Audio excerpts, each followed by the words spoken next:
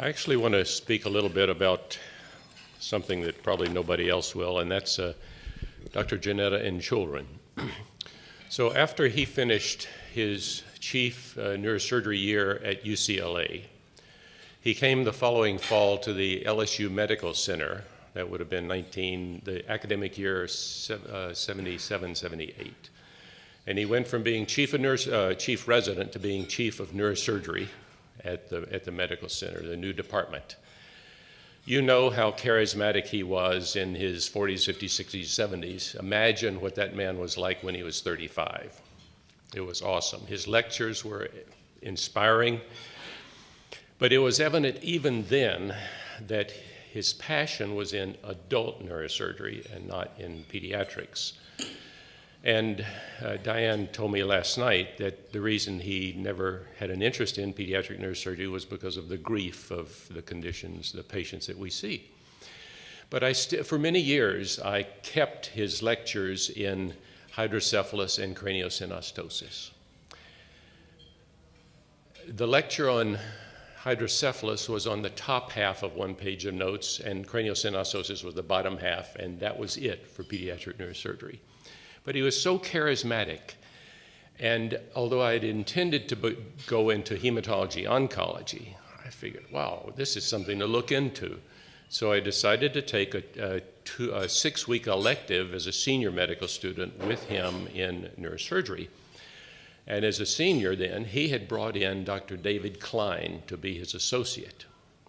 And if you can imagine those two neurosurgical giants working together 1 and 2 years after their residencies, it was interesting. I remember Dr. Jannetta doing one pediatric neurosurgery case during that 6-week rotation, and you would never guess what it is. He was doing a cryothalamotomy for a 10-year-old child who had terrible dystonic cerebral palsy. He had this new cryothalamotomy machine.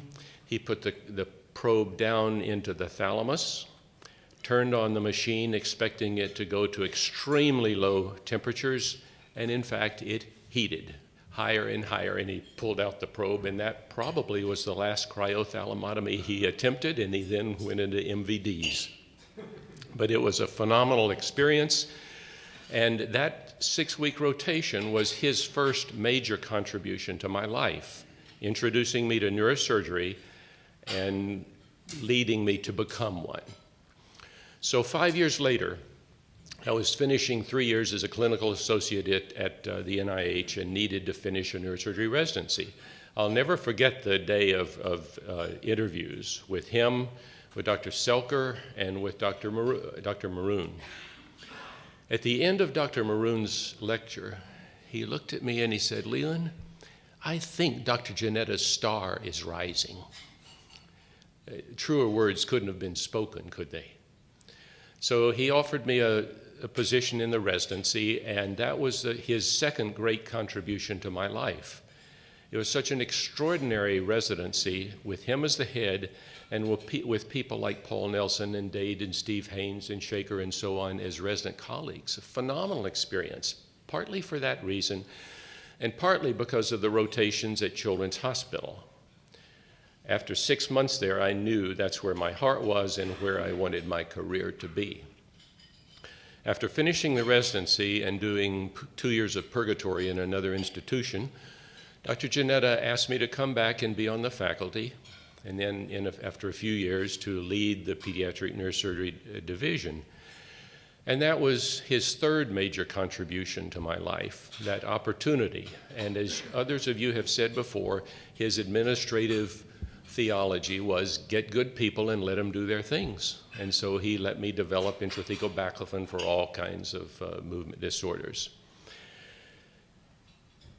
And during that time, though, working with Ian Pollack and David Adelson, we developed a credible pediatric neurosurgery division and trained dozens of residents and fellows who then did thousands of operations that improved the lives of many children.